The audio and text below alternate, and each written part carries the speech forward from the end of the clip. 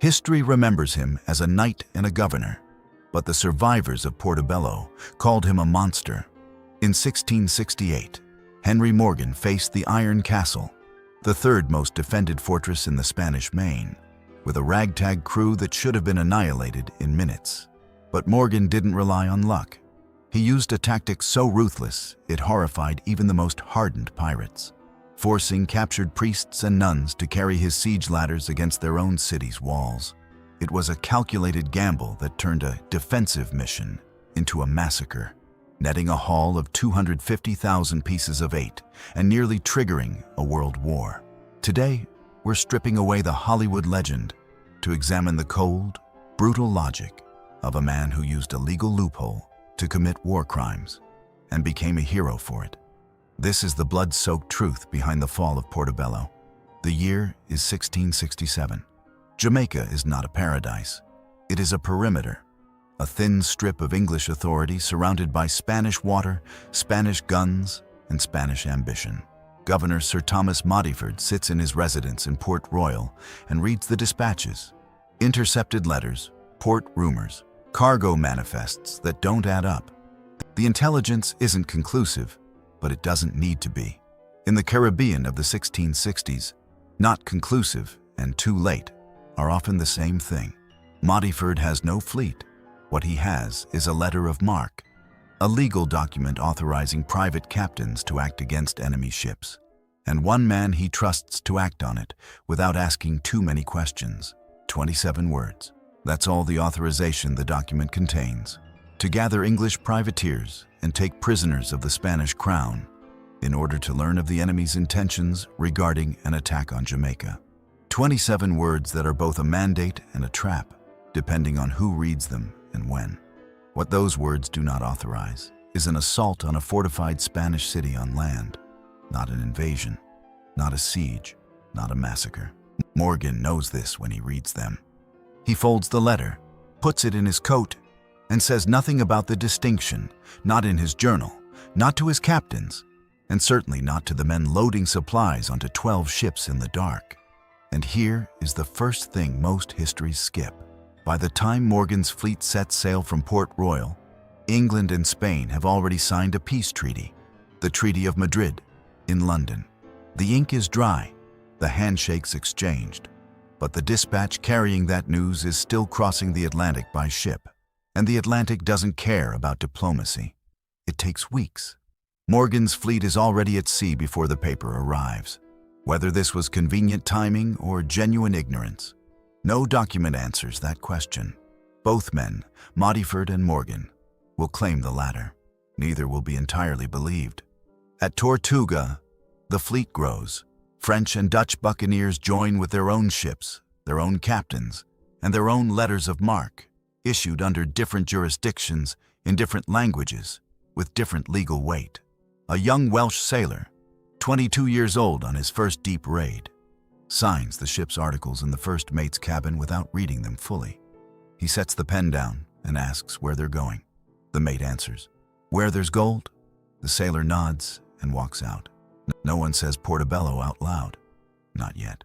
The fleet first strikes Puerto del Príncipe in Cuba, and the haul is disappointing. Provisions are running short. Morgan calls a council of captains. Someone suggests Cartagena. Someone else says Veracruz. Morgan listens to both, then names Portobello, not because it's the easiest target, because it's the richest one they can reach before the food runs out, and because 3 fortresses have made it confident, and confident cities make mistakes. The fleet turns south. The Caribbean stretches out flat and merciless under the July sun. Port Royal is already behind them. Portobello doesn't know they're coming. Portobello was not a city that feared the sea. It had reason not to. 3 fortresses guarded its harbor entrance: San Felipe, Santiago de la Gloria, and a smaller outer battery, together mounting over 60 guns. The silver from Peru passed through this port on its way to Madrid, which meant the Spanish crown had a direct financial interest in keeping it standing. On paper, it was one of the most defensible positions on the entire Caribbean coast. On paper. The reality was a garrison running at half strength, gunnery powder stored in conditions that had made half of it useless, and fortification walls that hadn't been properly inspected since the last dry season.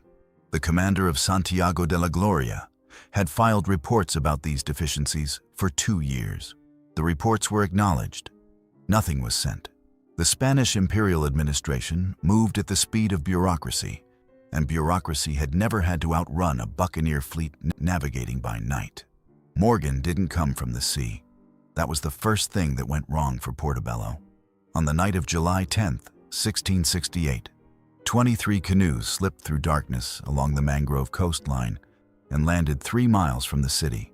No torches, no speaking. The paddles entered the water and lifted out without a splash, a discipline that takes either training or fear, and Morgan's men had both. The smell was swamp and rotting leaf, not open ocean. They were already inside the perimeter before the perimeter knew it existed. 2 Spanish prisoners, taken days earlier, were forced to guide the lead canoes at gunpoint. One of them shouted a warning into the darkness as they approached San Felipe. The guard heard it. He raised the alarm, but Morgan's vanguard was already on the beach.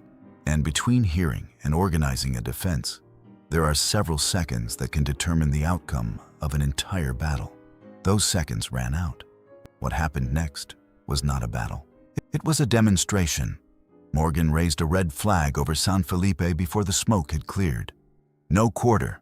Every one of the 50 defenders was killed. This was not rage. It was arithmetic. A red flag over the first fort could be seen from the second and the third. The message wasn't meant for the dead. It was meant for the living, still standing behind their guns at Santiago, watching through the dark, calculating whether the math had changed. It had. Among the prisoners freed from San Felipe's cells were 11 English sailors, held there after a previous engagement, men who had spent months under forced labor, building the very walls Morgan now needed to breach. They knew the internal layout of every fort. They knew which powder stores were accessible, which gates had weak hinges, and, most critically, exactly how many men remained in Santiago's garrison. None of this was recorded in any official report, but Esquemelin documented it in detail. Without those 11 men, what came next might have taken far longer, or might have failed entirely. The city woke not to alarm bells, but to silence, the sudden, wrong kind of silence that follows gunfire. The women of Portobello had already begun hiding silver under floorboards, not because anyone ordered it, but because every Spanish colonial port carried that reflex in its bones. The men ran toward the town hall. The town hall was locked. The governor had not yet appeared. Santiago still held. Its walls were coral stone, 5 meters thick, its guns loaded and aimed at the open ground between the city and the fort. Morgan looked at that ground. He looked at his losses so far. He looked at the jungle line to the east, where he knew a relief column from Panama would eventually appear. Then he walked toward the monastery. The monastery was not a military target. That was precisely why Morgan went there. Inside its walls were women, children, priests, and nuns who had taken shelter believing that stone walls and consecrated ground would keep them apart from what was happening outside. They were half right about the stone walls. The other half depended entirely on who was standing on the other side of the door. And Morgan wasn't the kind of man who let architecture make his decisions for him. He had a problem.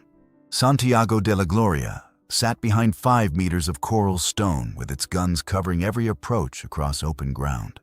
Each attempt to rush the walls had cost men, good ones, irreplaceable ones, the kind of losses that don't appear in the official account, but that every captain counts privately and doesn't forget. A direct assault in daylight, across that kill zone, against loaded guns and living defenders, was not a tactic. It was a funeral procession. Morgan needed the guns to go quiet, and he needed them to go quiet in the next few hours because Governor Bracamonte had already left Panama City with 800 soldiers, 70 miles of jungle between them and Portobello, and not enough days of marching to make Morgan comfortable. So he made a calculation, cold, precise, and recorded by Esquemelin in terms that Morgan would later dispute in a London courtroom, but never fully disprove. The priests and nuns were brought out of the monastery.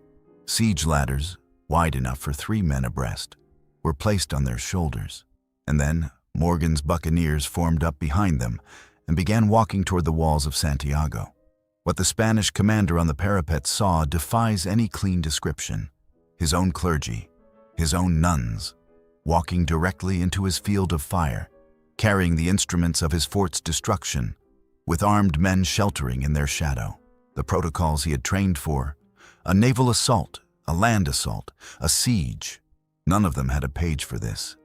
He had seconds to decide, and no good options inside those seconds. Some of the defenders fired anyway. Exquemelin records it plainly. Not all the guns went silent. Several priests and nuns were killed during the assault. Morgan had not guaranteed their safety. He had bet that enough guns would hesitate long enough for his men to reach the walls. That bet was correct. Not clean, not bloodless, but correct. The first buccaneer to crest the wall raised the red flag before the fighting inside was over. The commander of Santiago saw it. He understood what it meant. The same signal Morgan had flown over San Felipe hours earlier. He reached into his coat for the poison he had prepared in advance and swallowed it before Morgan's men reached the command room. When they found him, he was already dying on the floor. Morgan had come for a prisoner, someone who could tell him where the valuables were hidden, someone who could be used in negotiations. He found a corpse instead, a man who had chosen the terms of his own ending rather than hand them to someone else. The fort fell. The city was now entirely in Morgan's hands. He stood in the courtyard of Santiago and counted his losses, higher than both previous engagements combined. Around him, buccaneers moved through the fort in the particular silence of men who have survived something they weren't sure they would survive. Somewhere below, in the harbor, his ships sat at anchor in the July heat. And somewhere to the west, across 70 miles of jungle, 800 Spanish soldiers were still marching. Morgan didn't order a retreat. He didn't order the fleet to load and sail. He sat down and wrote a letter to the governor of Panama. The letter named a figure, 350,000 pieces of 8. Not a request, a starting position. Portobello was no longer a city. It was a negotiating table. And Morgan had just set the first chair. Bracamonte's letter arrived first. 10,000 pieces of 8. That was his opening offer, a number so far below Morgan's demand that it wasn't a negotiation.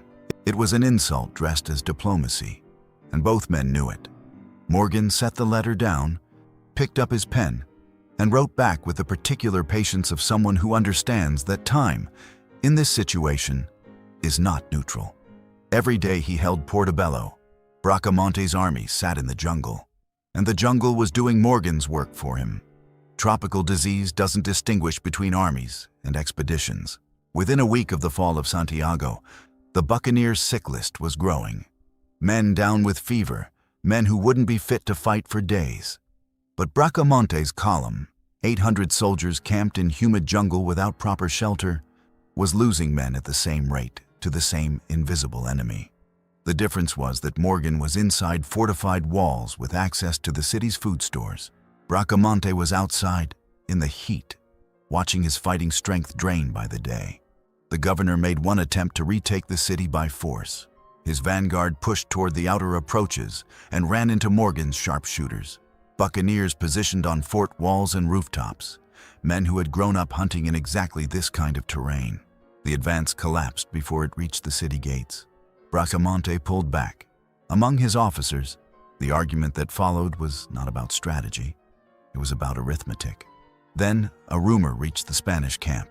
French buccaneers from Morgan's fleet, the ones operating under a separate Tortuga letter of marque, the ones whose legal jurisdiction had never quite aligned with Morgan's English commission, were reportedly moving to strike Panama City itself while the main army was pinned down at Portobello.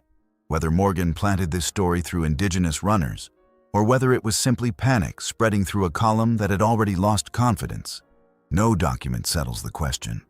But it reached Bracamonte at exactly the right moment. He couldn't stay. He couldn't leave. He chose the third option.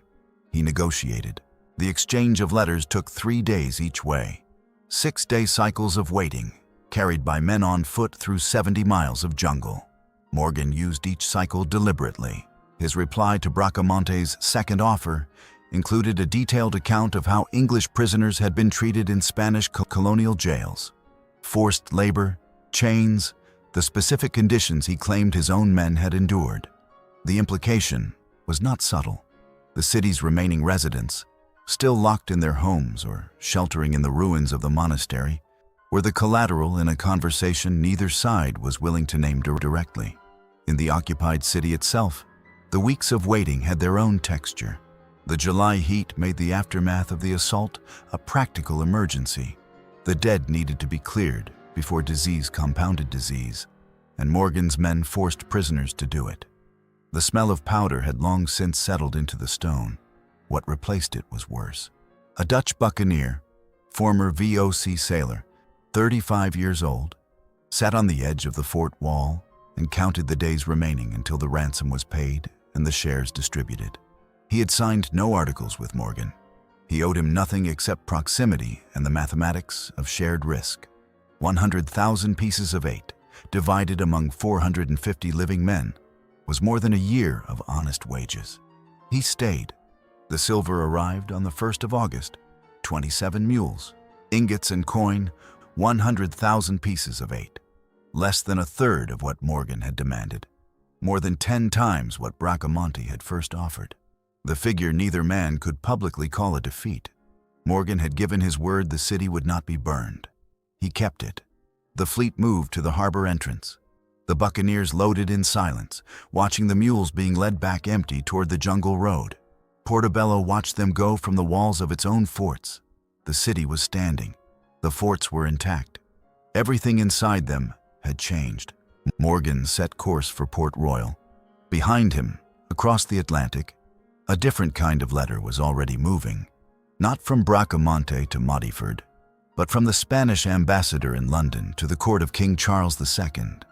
And in that letter, Morgan's name appeared not as a privateer captain, not as a colonial defender, but as something the Treaty of 1667 had a very specific word for. The word was pirate.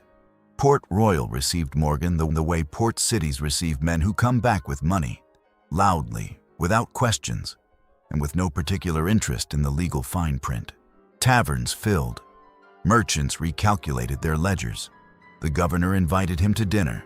For a brief, golden window in the autumn of 1668, Henry Morgan was not a problem. He was a proof of concept. Evidence that a small English colony on a contested island could project force against the most fortified positions in the Spanish Main and come home richer for it. Modiford wrote to London with careful language, threading the needle between celebrating the operation and distancing himself from its specifics. The letter emphasized the defensive rationale, intelligence gathered, Spanish aggression deterred, and said as little as possible about priests, nuns, siege ladders, and coral fortresses taken at gunpoint in what was technically peacetime. London read it. London filed it. London hoped the Spanish ambassador would move on to other grievances. He didn't.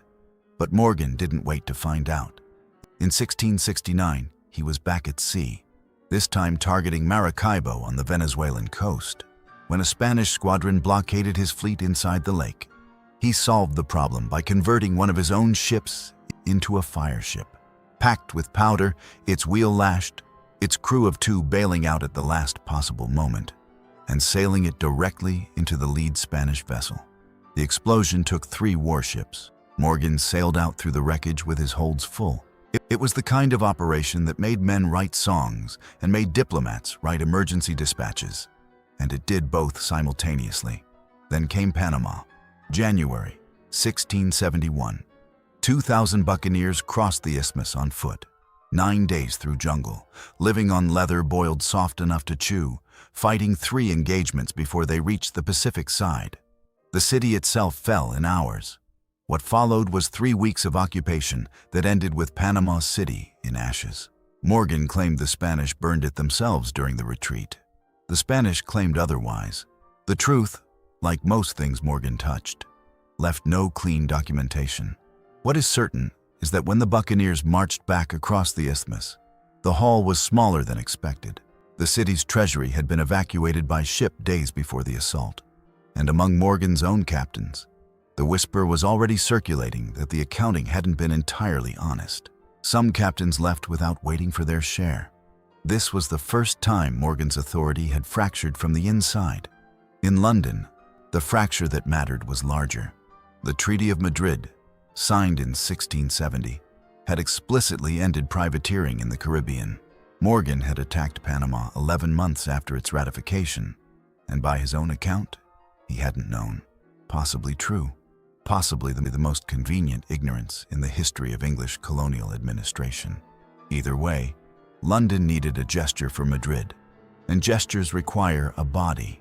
Modiford was arrested first, shipped to London on the HMS Welcome in August 1671, and spent the next 2 years in the Tower, not tried, not convicted, simply held as a diplomatic token while the paperwork was sorted. Morgan waited. He planted his sugarcane. He attended council meetings. He behaved, in every visible way, like a man who expected to be asked for his version of events rather than punished for them. He was partly right. In April 1672, the arrest order came. Morgan read it, packed his documents, and walked to the harbor under his own power. No flight, no resistance. He boarded the ship for England with the bearing of a man, attending a meeting he had already prepared for. Not a defendant going to trial, but a witness going to give testimony that he had been rehearsing for months. Port Royal watched him go in silence. Within a week, the port returned to its ordinary rhythms. But one of the 3 major trading houses on the waterfront quietly deferred 2 large contracts until further notice. His name, it turned out, was load-bearing. London in 1672 had never met Henry Morgan, but it had formed opinions about him. The Spanish ambassador had seen to that. Count Molina had requested audiences with Charles II 3 times in 6 months, each time placing Morgan's name at the center of a diplomatic argument about sovereignty, treaty obligations, and the definition of state-sanctioned violence. From Molina's perspective, the case was simple. A man operating under English authority had attacked Spanish cities in peacetime, killed Spanish subjects, and used Catholic clergy as human shields. The treaty said this was illegal. England had signed the treaty. Therefore, England owed Spain a reckoning. Charles II listened carefully each time. He agreed that the matter required attention. He said the word investigation with practiced sincerity. Then he went home and did something that no one in Madrid had anticipated. He found Morgan useful. The Caribbean was not getting quieter. French ambitions in the region were expanding. The Spanish were rebuilding their fortifications. England's colonial position in Jamaica depended on a credible threat, someone the Spanish commanders would factor into their planning, someone whose name alone changed the calculation of whether to move against Port Royal. Morgan, in a prison cell, was a diplomatic concession. Morgan, with a title and a commission, was a strategic asset. Charles understood the difference. Morgan spent 2 years in London, not imprisoned, not tried, not even formally charged. He moved in circles that a Welsh buccaneer captain from Port Royal had no business moving in. He met with the Secretary of State. He gave testimony about Caribbean defenses, Spanish fortification layouts, and the logistical vulnerabilities of the Maine that no armchair admiral in Whitehall could have provided. He was, in the language of every intelligence service before and since, too valuable to prosecute. In 1674, Sir Thomas Modiford, the man who had signed the letter that started everything, was quietly released from the Tower and returned to Jamaica. Months later, Morgan received the thing that closed the circle entirely: a knighthood from Charles II and an appointment as Lieutenant Governor of Jamaica. The man sent to London as a diplomatic sacrifice came home as the second most powerful official on the island. He did not celebrate visibly. He was too careful for that. As Lieutenant Governor, Morgan did something that surprised everyone who had only known him by reputation. He enforced the anti-piracy laws, aggressively. Men who operated the way he had once operated, with ambiguous commissions, flexible interpretations of their mandate, and a loose relationship with peacetime boundaries, found themselves hauled before Port Royal's Admiralty Court and tried.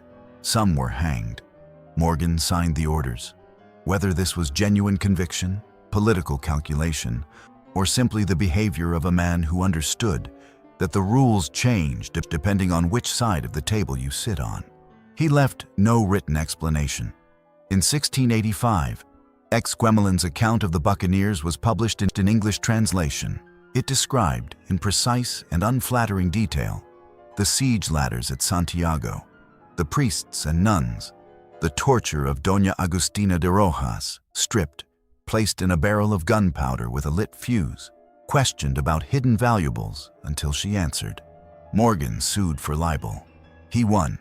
The court awarded him £200 in damages. The publisher agreed to remove the most explicit passages from future editions.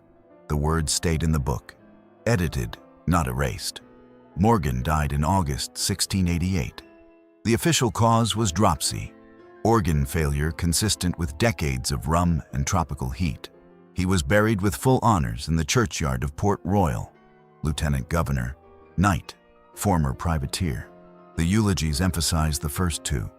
4 years later, in June 1692, an earthquake swallowed Port Royal in 2 minutes. 2,000 people died in the first moments. The harbor opened and took the waterfront whole. Taverns, trading houses, the Admiralty Court, and the churchyard where Morgan was buried. His grave went into the sea. No stone, no marker, no archive. Portobello is still standing. Its coral walls, the same walls that Morgan's buccaneers scaled with ladders carried by priests, have been a UNESCO World Heritage Site since 1980. Tourists walk the ramparts of Santiago de la Gloria and look out at the same harbor the fleet entered on the night of July 10th, 1668. The plaques describe the fortifications. They mention the sack. They do not linger on the monastery. History remembered Morgan as a knight. The walls of Portobello remember something older and quieter and considerably harder to award damages for.